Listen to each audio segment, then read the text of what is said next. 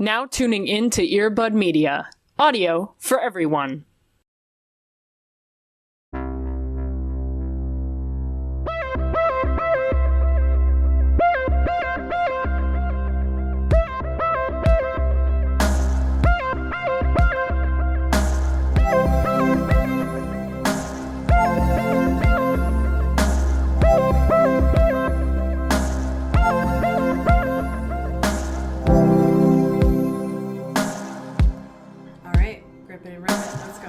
Rip it and rip it, baby. Hell yeah. You know, I was thinking about this a few minutes ago because I did have to make the conscious decision to stop drinking my seltzer water. Sure. How do people in, like, co-working environments drink seltzer all the time? Because I would just be bubble guts. I wouldn't get any work done. Just be full of bubbles. Yeah. Just the carbonation. Yeah, that's fair. I don't understand how people, like, one of the three beverages that they can have all the time when they're working is seltzer or sparkling water. How are you not just, like, burping all the time? Yeah, I'm a hard, like, one max. It's not safe. That image is so large, sorry. Whole entire fucking page. Anyway, I'm a hard, like, I like having seltzers around. Because, like, Same. I don't know, I have issues with certain beverages sometimes, so it helps to have a fruity thing that's like, this is not a certain other substance, you know? Right. And it's nice to have around, but I'm like, if I have more than one, I'm like, this is going to be a problem. At work, I can't. I can't. Right. And, like, I work from home, so it doesn't matter. Right, exactly. But if it was, like, back in the day when I was teaching, or God forbid, working retail, are you kidding me? Having to greet a customer and I just float to the ceiling like a helium balloon? Yeah, it's like, you'd literally be like Willy Wonka on top of it. It's like fully, the gas, the helium gas. Oh my god. There's no way. I've been buying mini sodas. I don't know if you've ever seen these. Ooh, I initially the bought chicest them. way to drink. It is so chic. I bought them because they looked cute, but now I realized it's really the secret because it's perfect. The amount is completely perfect, and that's all I ever crave or need. And it stays cold the entire time you drink it. I highly recommend. Yeah, incredibly underrated. Yeah. Okay. My mom is a big small soda girly because she's a big Diet Coke girly. That's what I have in my fridge right now. Amazing. We love to hear it. But also it's like, as soon as a soda, and especially a soda like Diet Coke, gets like a little bit less than freezing cold, it sucks, right? Like it's like the vibes are bad and you're not going to drink all of it at once. There's too much. There's too much going on. Okay, fuck this vampire show. We're only going to talk about many things for the entire hour. Ivana, like, you've done important things with your career. You're an immensely important writer. But, like, can we just talk about the fact that, like, the ratio is so much better when it's smaller? Yes. Mini M&Ms, better. Mini sodas, better. I understand what the girlies are about when they make them smaller. I can throw back a full tube of those mini M&Ms. Oh my god. Yeah. It's one of life's greatest pleasures. It is. Absolutely. Absolutely. The ratio is so much better. Welcome to the podcast within the podcast, where we talk about mini brands. What that TikTok continues to think that I'm obsessed with, which I am, unfortunately. I'm so excited to have you on the show. Welcome. I am thrilled, and honored to be here. There's nowhere else I'd rather be in this moment. On a Friday night, Ivana, there's nowhere else you'd rather be? Nope, absolutely not. Hell yeah. I mean, same. We are in complete agreement here. If someone has the audacity to not know who you are, could you do the honor of explaining who you are, elaborating perhaps on your self-described description of being an unemployable baby, perhaps? Of course, yes. Oh my gosh, and you are pulling from a piece of mine there. I am a writer, a journalist, and I mostly write for magazines. I got started in New York. I worked at Vogue and did the big magazine thing, and then have been freelance ever since, and writing about a slew of funky little subcultures and musicians and everyone under the sun, really. I feel like I've like oscillated in subject matter. But yeah, so that's a bit about me. Hell yeah. Would you have chosen Jason, or would you have gone to Paris? This is just a side note. Oh, I would have gone to Paris, 100%. Thank you. Obviously. Not a choice there.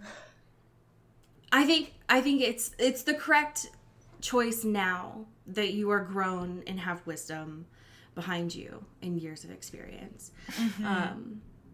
I think you have truly lived the life that I, having spent so much of my youth and also adult life rewatching The Hills, knowing that you have like been in vogue, it like actually, they're like stars in my eyes. Like, wow. Oh, The Hills were really big for me as well.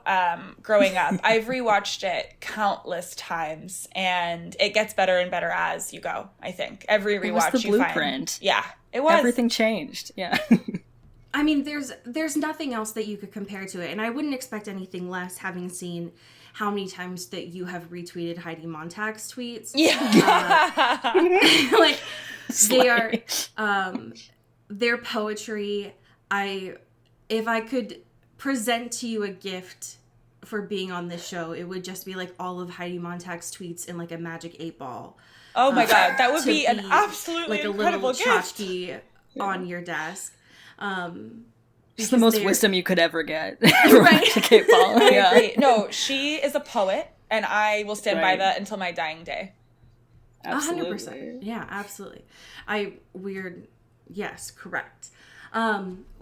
Usually, if you're unaware, usually we talk about stuff on the show that has not been great, hasn't stood the test of time, per se. And unfortunately, we also did start the show in November of 2016. So you know what? It was our fucking bad. Whoops. So one thing Cody and I implemented to try and take care of ourselves is a little happy thing every episode. That could be something that's happened to you or something that you've been enjoying recently, to bring to the show. That could be, like Kraft mac and cheese, for example, which I know you have some experience with. So my question for you is, how are you? First of all, loaded question. Keep it light, please. I know there's like... and also, what is the happy thing that you're bringing to the space? Okay, I love it. I needed this today, I'll tell you. I am good. I've had a very, very gentle, very relaxing day. Most of my day has been spent watching The Vampire Diaries in preparation for this. Oh my God. So you really just gave me an excuse to take care of myself and my needs, which I can't thank you enough for. And the happy thing that I am bringing is I got a reading, which I've never gotten before. I live in LA. That's something I should have included in my bio. And as a part of my work, I'm always going to these strange press events, and some of them are for beauty brands, some of them are for fashion brands. And because I'm in LA, they always have some sort of like spiritual woman on the site to read all of our fortunes. And it's become, it's become one of my very favorite things, because it sort of gets like more and more intense as you go. And like I've done cold plunges, and I've been taught how to manifest in like a 3-hour workshop, and had Reiki done on me. And but last night, this is my little happy thing, which the woman there present was a lip reader, and what she had you do is put lipstick on, and then you kissed a piece of paper, and she like read what the wrinkles of your lips said. And it was very cool, for one, and I really liked her and her vibe and all her rings, very cool rings. But the reason that it made me happy was because she read, I think, like 20 people's lips, and mine was the only of the group that I was not like other girls last night, because she was like, oh my God, like everyone else's lips, you read bottom to top, but I'm looking at yours, and yours can only be read top to bottom. and it brought me obscene joy. Who is she? I know. And she gave me like all these cool key terminologies of like this hidden worlds inside my lips and how I'm community minded and there's a rose, and it was fascinating, and it really brought me joy, and I feel like connected me to why I love this strange place so much, because I have access to things like that. Hell Damn, yeah. that lip reader really said you are a top. That's beautiful. Yeah. She did exactly when that. everyone else in the world in LA is a bottom, you are a top. Yeah. That's beautiful. I know. Powerful energy. I moved. Okay, I can't wait to hear yours. What's making you happy?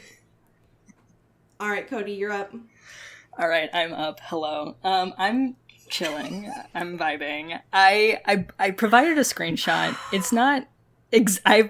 For the record, I've not watched this, but my happy thing is something I've kind of talked about before, but is just the general concept of incredibly, almost egregiously long YouTube video essays about a very random topic. This is, I've watched this, and I'm so glad that you brought it, because I almost brought it. Okay, I'm glad you watched it, because this reminded me of this, because I saw this screenshot pop off on Twitter of, like, let's fucking go. Because I've seen this girl on TikTok before, because she, like, goes really hard on, like, Disney princesses and other things. I'm very into it. I love her spirit and her candor. Not my vibe, but I love it. I respect it.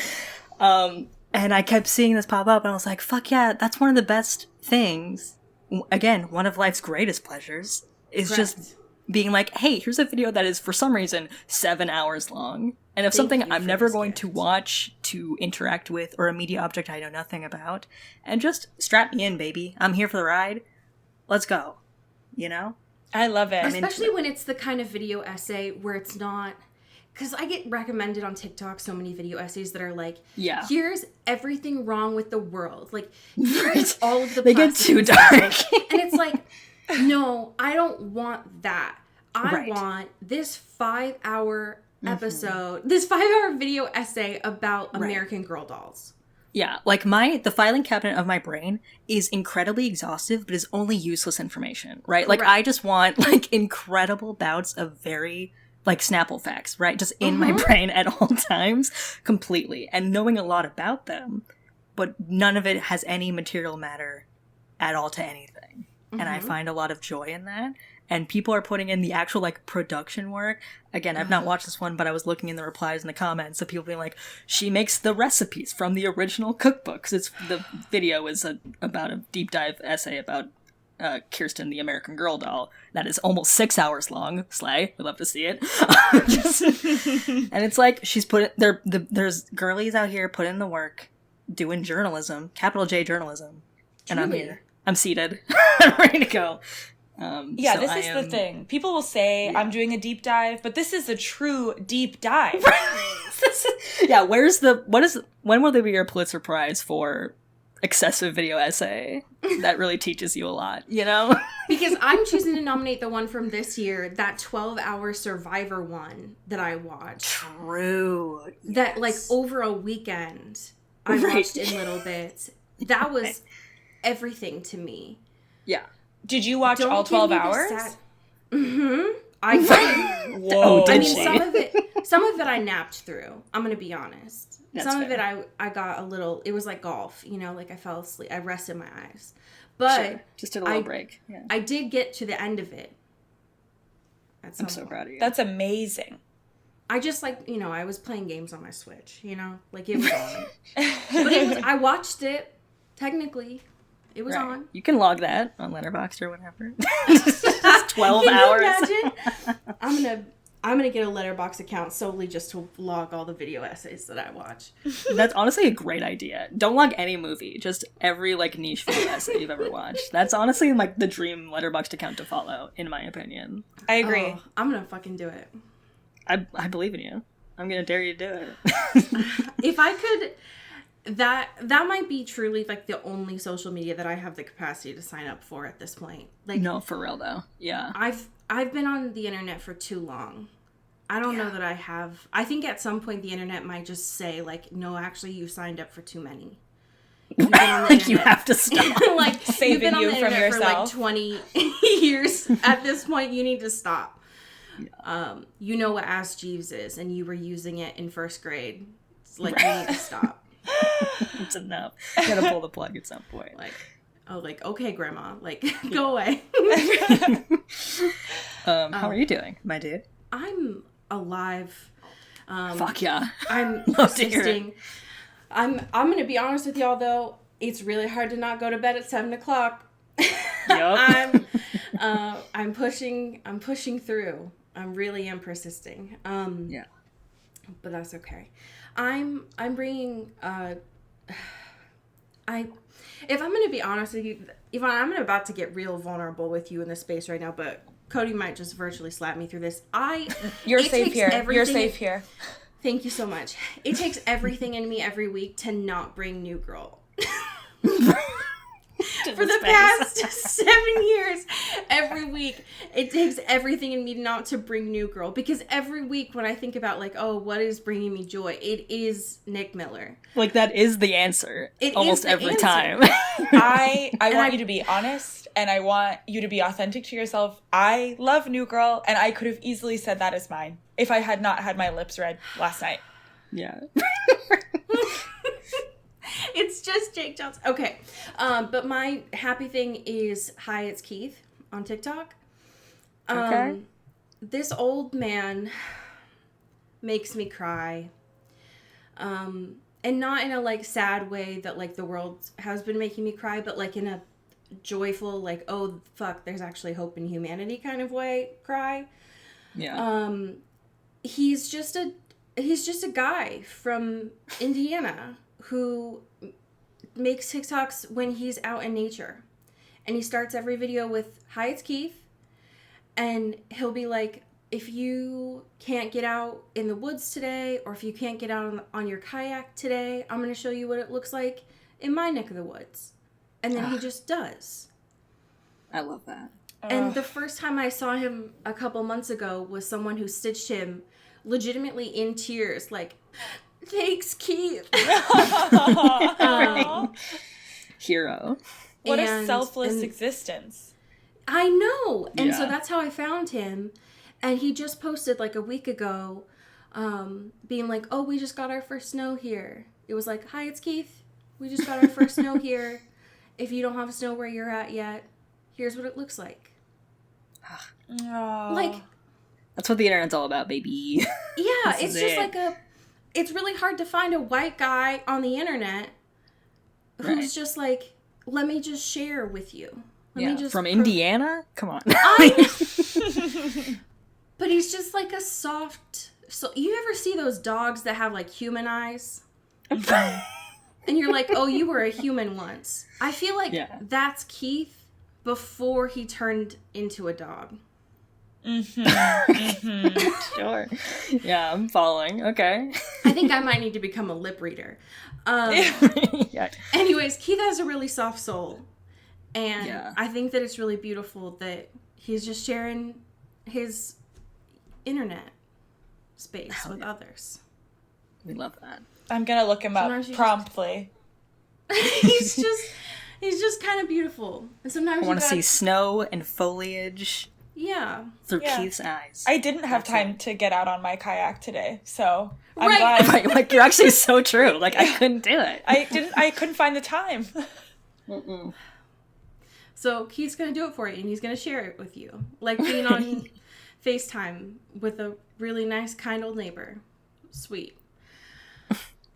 I'm waiting on bated breath, Ivana, for you to tell us your Twilight and/or Vampire Diaries backstories. Okay. I feel that these are intertwined because That's fair. they Yeah. hit me at a very vulnerable point in my life, which was middle school. Yeah. I loved do. them. I loved them unabashedly. I was at the midnight premieres. I went and just lost myself at the movies, seeing all these films come to life. But of course, it began with the books for me.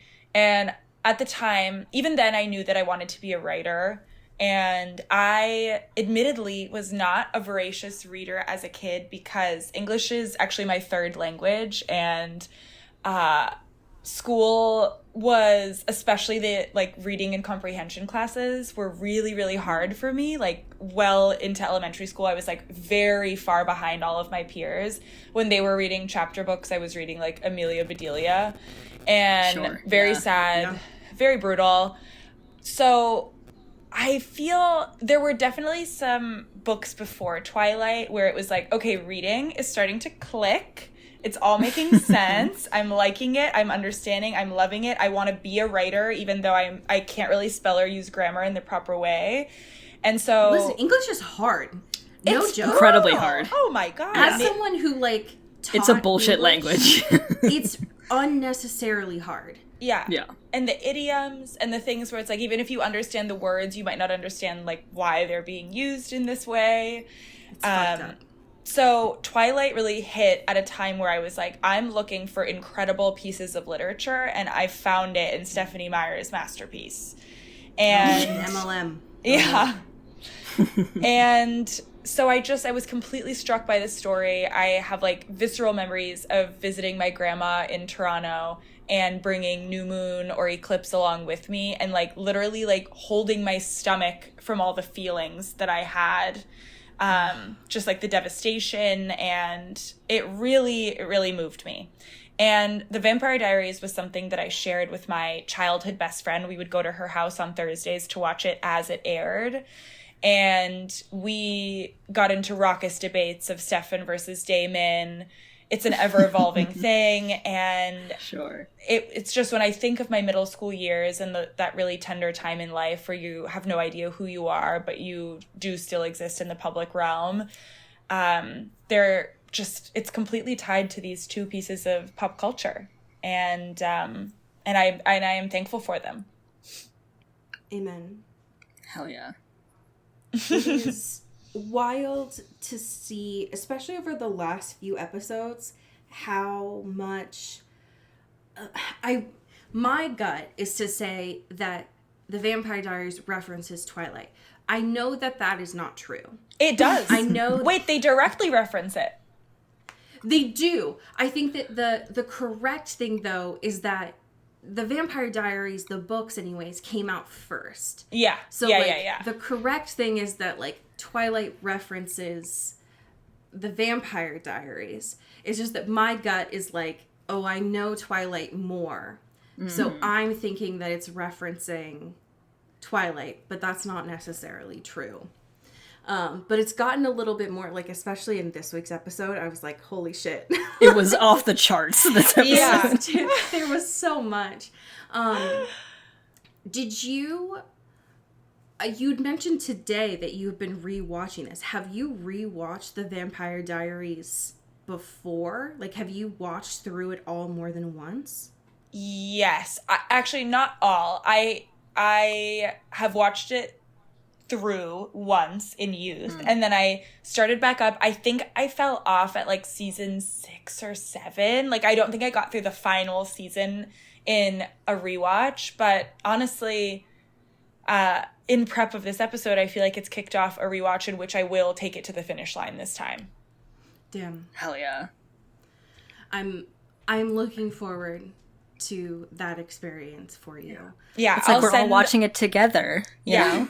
No, exactly. I'll send a long rambling email at the end. I'm looking forward full review. Yeah. Just random rogue thoughts. Yes. I'm immensely looking forward to it.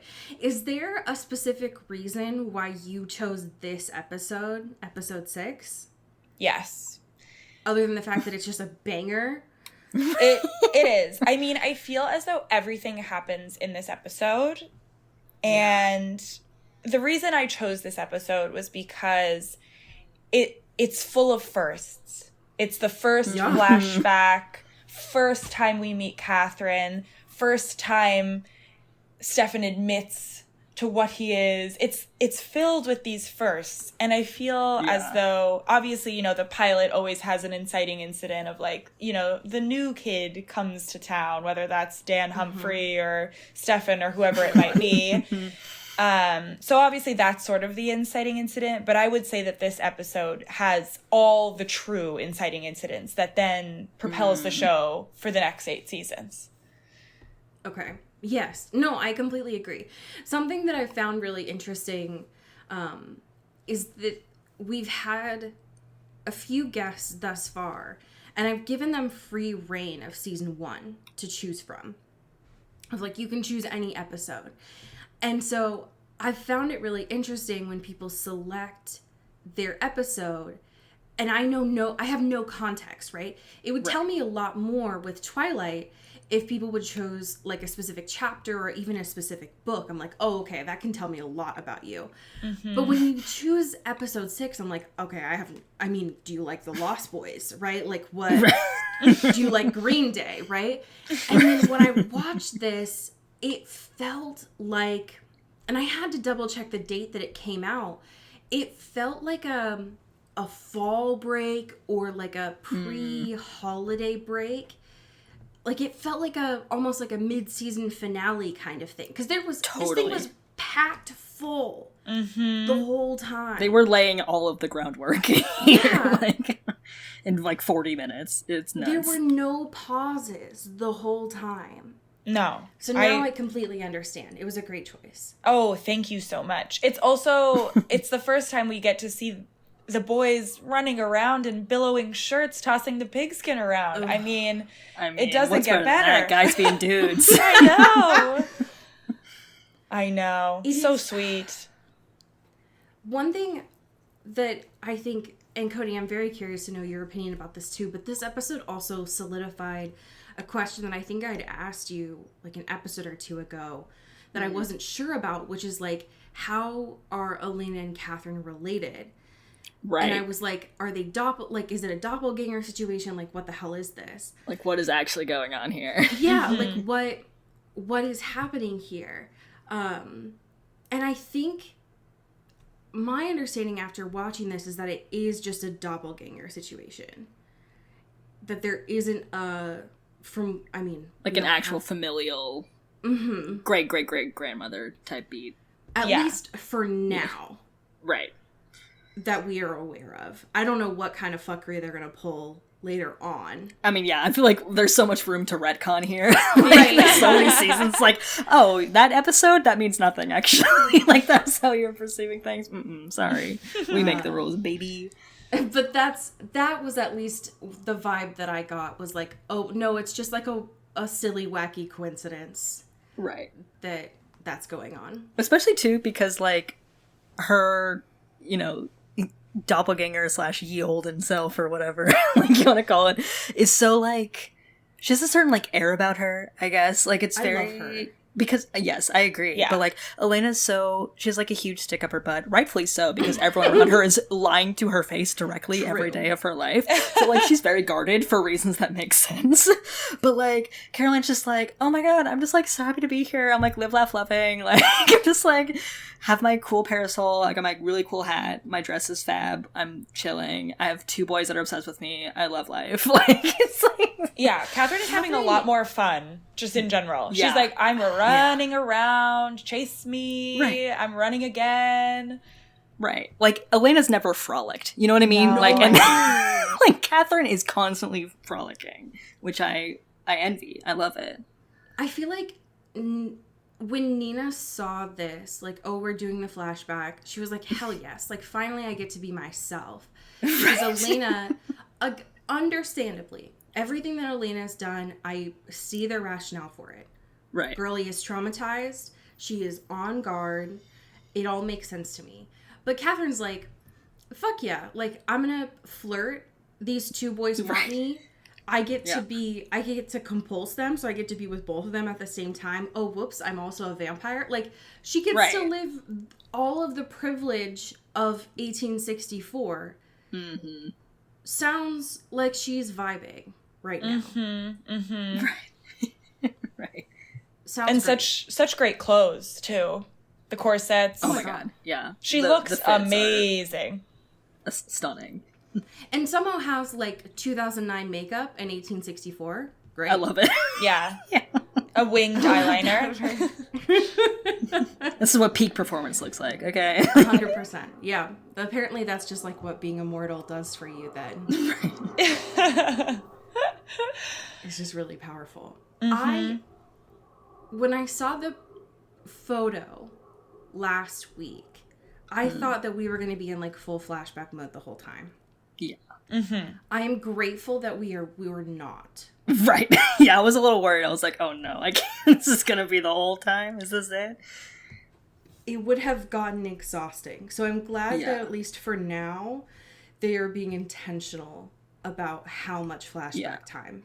Right. I agree. Just a little toe in the water, you know? Just a little tease. Especially because it's like, I mean, and Twilight obviously comes up against this too, especially because it's like Confederacy time, and they just sort of have to like sprinkle that in of like, we're fighting for the Confederacy, and it's like, wait. Yeah, Damon, you want to talk about that just a little bit more? Yeah. They just wanted him a shot of him in uniform. That's the only reason it happened that way. It's just like, guys, exhausting. Every time it always comes back. It's just we don't have to do that. It didn't have to be this way.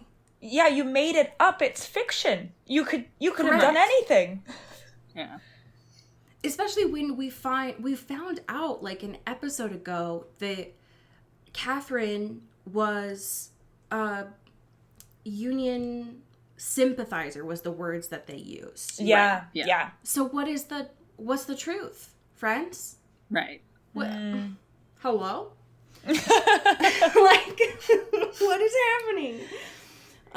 I found it very hard to not draw parallels to Twilight this whole episode. God, yeah. It wasn't even like just a coincidence. It was like in your face the whole time. Yeah, especially the reveal, I feel like, of it. I mean, you can't not think about Twilight when the same thing is happening. Yeah. And the same exact year too is hilarious to me, of like them just doing like, you know, I've been 17 for, you know, since 18 whatever the fuck. Yeah. Like, hilarious, stunning, incredible, because it obviously is like the pacing of it is also beat for beat, bar for bar, the same, the woods the same, the whole like, what are you, like the whole dynamic is the exact parallel situation. It's hilarious, and I'm obsessed with it. It also, I will say, like, Stefan is like a crybaby at the beginning. Yeah. He's just like, for sure. He's like, please don't be afraid. Please don't. And he's like, tears in his eyes. I'm cool and fine and normal. Don't worry about it. Like, I'm gonna like run really fast and scare you a little bit, but like, please. Yeah. It's not that big of a deal. I'm chill, I swear. Whereas like Bella was fascinated and bored and horny. Right. So Elena's horny. like, you know what? Fuck this, actually. I'm gonna go cry in my Converse in my room. Mm-hmm. Yeah. Mm-hmm. It also only... Which incredibly Bella Swan coded. I know. And the bootcut jeans. It's like, these girls just can't get away from it. But it only dawned on me... those are wet, too. Yeah. This rewatch where obviously they're talking about Elena's like trying to piece together this past relationship that Stefan had with Catherine and how Damon got involved and she died. Mm-hmm. And I'm realizing now, especially after Stefan says that he's 17, that are we supposed to believe that this relationship happened and was this serious and intense and Damon was involved when they were all 15 or 16? It's like, oh, it's in the past. It was really intense. She was selfish and impulsive. And she took us both for a ride. And it's like in the 9th grade, this all happened. Right, when you were children. And then she died in a fire. And it didn't occur to me the years that this is supposed to be occurring. Because obviously in the CW fashion, all the teenagers look 32. So, right. So maybe because Elena had just read The Outsiders a couple years ago, she was like, "That's plausible." Yeah, Boy. Totally. So yeah, sometimes you have just a really wild year when you're 16. And all your friends die, and your love of passion is the most passionate thing that's ever happened, and you're 16. Sometimes that happens to you. Yeah. This is just one of those exceptional circumstances. I am choosing to give her an ounce of credit because trauma. Sure. Yeah. In a way that Bella had a significant amount of trauma too. I am not discounting that. I would argue that Elena's a little bit fresher. Yeah. A little bit more at the surface. Yeah. Than Bella's. Oh, for sure. So yeah, 4 months ago. Correct. So I will give her that credit. I am personally obsessed with the fact that they had like the like spider monkey situation was like 2 parts that we got like the mystic grill component. Yeah, sure. Where they are not even talking in normal voices, but they are like yelling outside about all of this lore. Yeah. Like garlic, holy water, all of these things. Powerful, also smart that Elena's doing it in public. But they do, Cody, to your point, they do the spider monkey version of this in the forest where he goes to his old home where it's like the ruined columns. It's just that where Edward was like, "Rawr, everyone hates me. I sparkle in the sun. I'm going to snap branches in half. Don't trust me." Stefan is just like crying. Right. I know. He's so sad she found out. Yeah, he's like, "Oh, fuck." I thought it was going to last way longer than this. Fuck. I thought I was doing a really good job hiding my whole thing. My stupid brother had to ruin everything. He's just trying his best. I know. And now I just... Okay, where can I ask where you fall on Stefan versus Damon? Is there one that you feel more excited by, more drawn to generally as a character?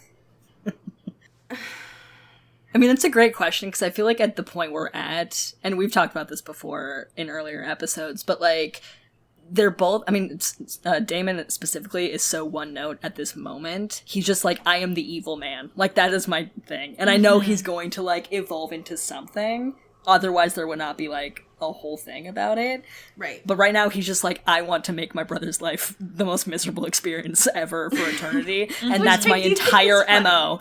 Which, like, I stand by. I think that's, you know, we love a man with passions and hobbies, I guess. But like, but also Stefan, conversely, at this point, also a little boring, a little stale. The chemistry is not mathing to me personally yet here.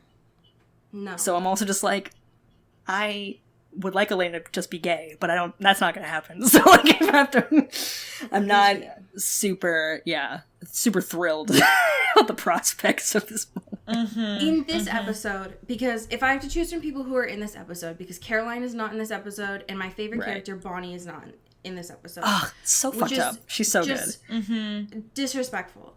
Bonnie's my favorite character. Yeah. If I had to choose someone in this episode, right now, the most intriguing person in this episode is Catherine, to me. Yeah. Catherine's got the, like... She's got something. She's interesting to me. Sure. She's fucked up. Right. But she's interesting to me. Yeah. But if it's like a shipping thing, none. No. Yeah. At this juncture. No.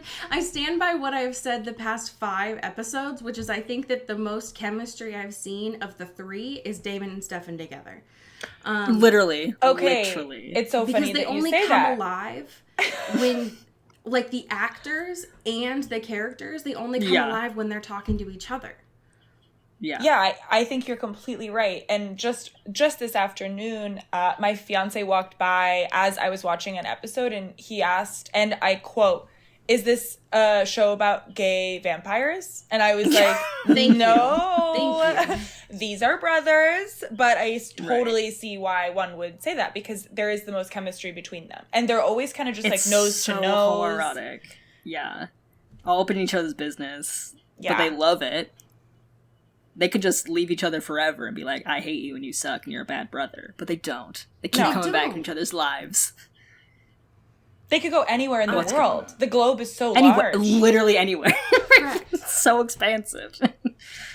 And you move so fast. You just go anywhere. And they have, like, I guess, unlimited money, you know, that they've accumulated over hundreds of years. So it's sort of like, you know, New Zealand is stunning wine country, but no, they will not over one of their dead bodies. Think, like, if these motherfuckers have been around since the Civil War, you know they had to invest in, like, railroads and oil and shit. You know they're like, stacked for cash. So they're tapped in. Yeah. If I was a vampire... You wouldn't fucking catch me in Virginia. You wouldn't. No. You wouldn't. Around people, let alone high schoolers. No. Yeah. I would absolutely be in New Zealand. You couldn't catch me around here. There's no way. There's so many sheep to see, you know? There's, like, so much of the world to experience. There's no way. Beautiful Sauvignon Blancs to drink alone, where it's safe. Incredible. Also, a small town. It's like, at this point also... people are starting to get wind that there are vampires afoot. Again, by the way. Yeah. Yeah. So bad at this. It's these dudes. I know. No, it's not smart. It's the fact that Damon says, one of my favorite quotes this episode, by the way, that Damon says, I'm at the Sizzler. I had a buffet. And I think this is why, like, of the two right now, I lean towards Damon. Only because Ian, I think, loves this character. Like, he's bringing so much to it. He's fully in. Yeah. He's like, oh, you want me to be a bad girl? Oh, I can be a bad girl. Yeah. His little dances, like, on the rafters and stuff. Are you kidding? Like, that was, like, my favorite part of this episode. Like, obviously, the whole B plot here of Vicky and Damon, horrible. I would catch me near Damon. I'm going to smack the shit out of this dude. But that scene looked so fun to shoot. Those two were having a blast. Yeah. I know. And so, like, sexy and cool. They're just, like, getting fucked up in the middle of the day and looking amazing. Yeah. So ripped, the both of them. I know that one lives on, I think. The rafter dance scene. I see it circulating on the internet still to this day. It's an important cultural moment, you know? Yeah, but I agree. I agree with both of you. I feel that Damon has a little more life behind the eyes. Yeah. And Stefan, I don't know, just lights on, no one home sometimes. Right. He's just there. Like, you know... we have to respect it because we love stability, I guess. But it's like, come on now. I know. It's just like, for some reason, they were never able to figure out how to make someone attractive and a romantic interest and also make them funny. It's just like there's like generally a sense of like, if you are a romantic lead, you are never saying a joke to anyone. Like, you're not making anyone laugh. You're making them swoon. Right. If only men could be multifaceted, you know? No, it's so sad. It's so hard. It's such a shame that the CW has never really figured that out. Such a bummer. I am really sad about Vicky, and I need to talk about it. Yeah. Yeah. Because it sucks. It sucks so bad. Talked about this, I think it was last episode, about when she was with Jeremy in the cemetery being like, oh, we're lowlifes. I get it. I get why the writers are doing this. I get the fact that, like, they've set her up as someone who has issues with substances and naturally with vampires. That is there is a compulsion here. There's a substance. You are you are drawn to it. I get the A to B that they're doing, but not Vicky. Yeah, not the person who views herself as a lowlife and doesn't see herself having a future compared to her brother. Not the only person that Jeremy, who only stays in his room like the sad MTV commercials from 2008, loves. I know. It is so sad. She is really like a tragic figure. Yeah. Yeah. In a way And that's the way Damon snapped her neck. God. The quickness of it was bonkers. Yeah. Him going from saying your life is so pathetic to just snapping her neck killed me. I was like, hello? Right. Like, so this won't mean anything. Like, okay, Jesus, dude. Fuck, man. Even when he tries to do stuff like that that's mean, it comes off funny. And it's awful. I know. It's like, I think what's most sad about it is the whole show up until this point, she's talking about how she is a person with no future, and then he sort of just ensures that is reality for her. Right, it's like, oh, word? Okay. Yeah, cool. got it. Nice. We can work with that. I know. I do want to give props, though, to that actress. I think her first name is Kayla. She rocked this episode. Oh, yeah. Yeah. Yeah, She you're was, so like, right. One of the main... She was in a lot of scenes in a way that we don't usually see her, because usually she's just, like, in the Mystic Grill or whatever the hell. Right. She's got a job to do, you know? She's pouring drinks. She's a working woman. Yeah. No school for her, just working. And so, like, there's that dancing scene which really stands out to me when she goes into Elena's house and is like, everyone shut up, I need to eat. Like, she does a really good job with a lot of, like, comedy scenes while still balancing that this is a really sad moment for her. Even to the end, what stood out to me is, like, when she just says, I'm sorry, in the forest at the end. Like, ma'am? Hello? Anyways. Enough. I agree with you. I was really impressed, and I was also impressed because, do you know, and I feel like CW shows are guilty of this, where something dramatic is happening, but you can sort of read, instead of seeing what the character is doing, you're sort of just like seeing the actress try to be as hot as possible in this distressed moment. Right. And when they like stick their butt out a little bit. Like when it's like, ow. And it's like, okay, I didn't believe you. I'm so sorry. But I feel like Vicky really gives her all. Like she's on the ground eating like, you know, deli meat, and her hair, like I feel as though she was really present in the making of this episode. Yeah, I really felt for her when there was a moment too when she was talking to Matt and she was like, my teeth really hurt. When she was talking about, like, she didn't realize her fangs were coming in. And I was like, damn, like, I really believe you in this moment. Yeah. Just I agree. I really liked her in this. How did you all feel about the magic compass? Oof.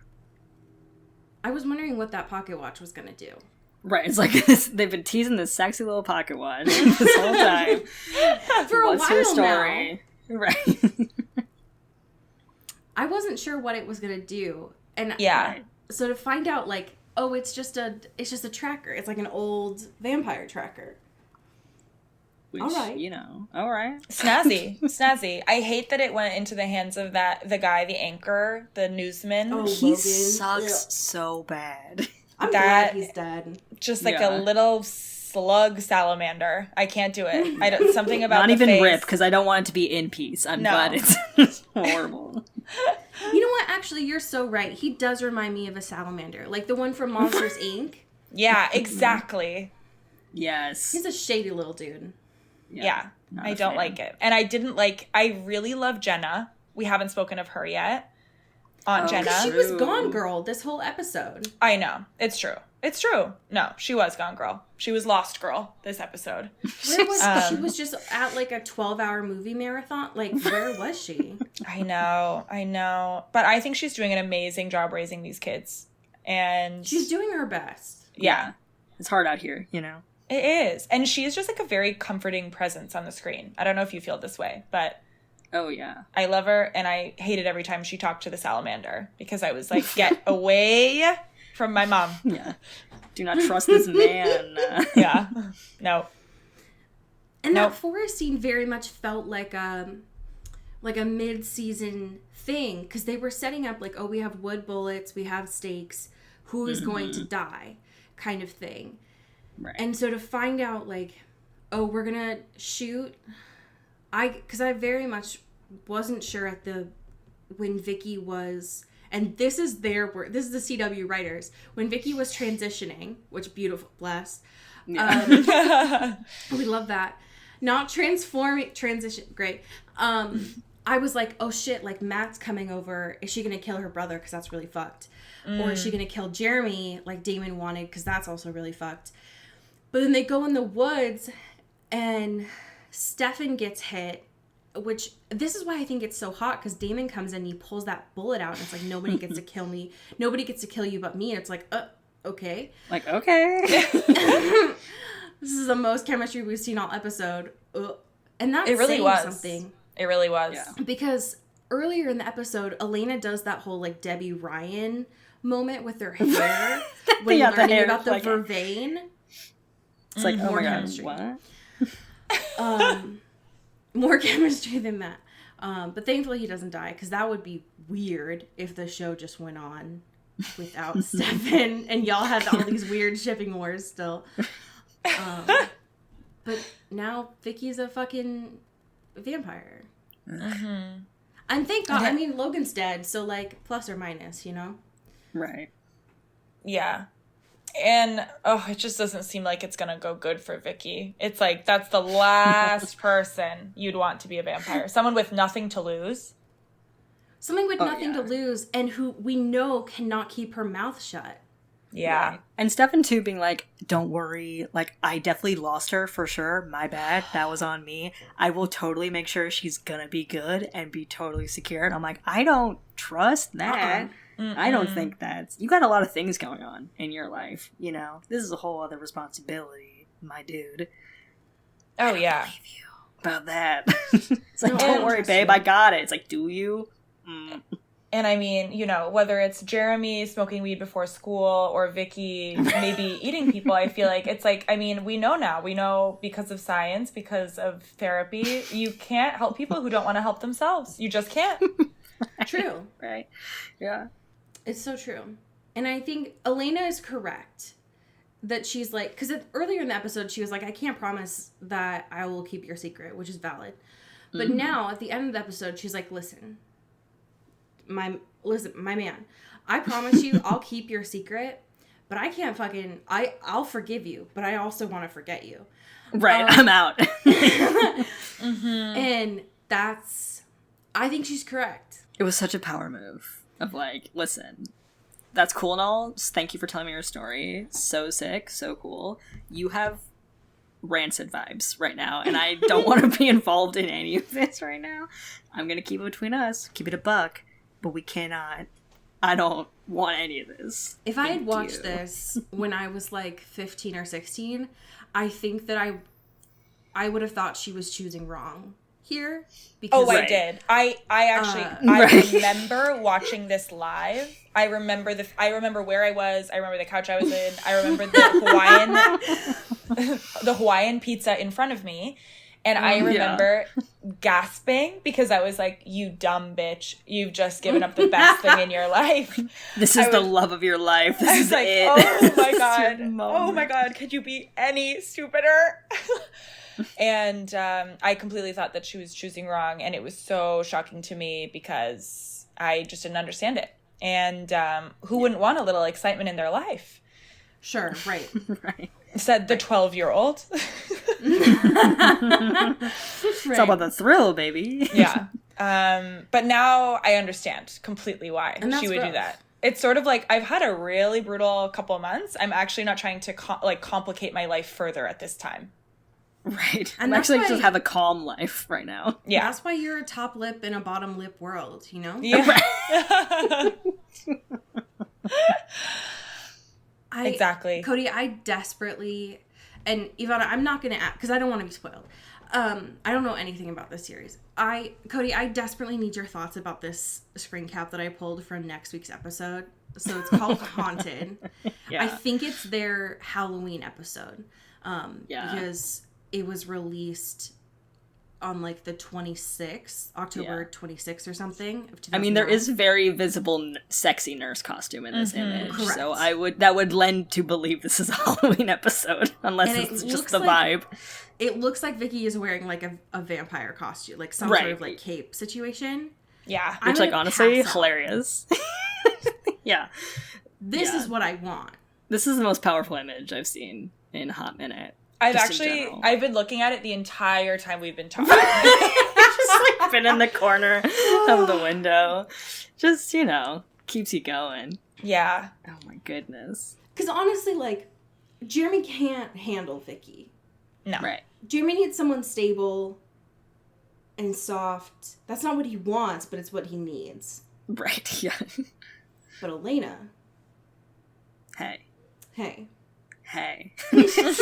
What if, though? Honestly, I could see it. And there should be fan fiction about it.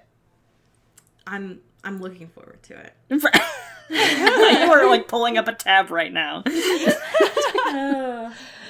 I'm ready to be so disappointed next week when this is not at all what the CW aired in 2009. Oh, fuck. Okay. We have some amazing patrons to thank. Cody, do you want to start us off? Absolutely. Thank you to Sean Salvatore. Ooh, thank you to Jasmine Anastasia. Pew, pew, pew. Thank you to Megan Pattinson. Ooh, thank you to Katya Karp. Ow. Thank you to Ashlyn Vogel. Ooh, thank you to Shannon Clearwater. Ooh.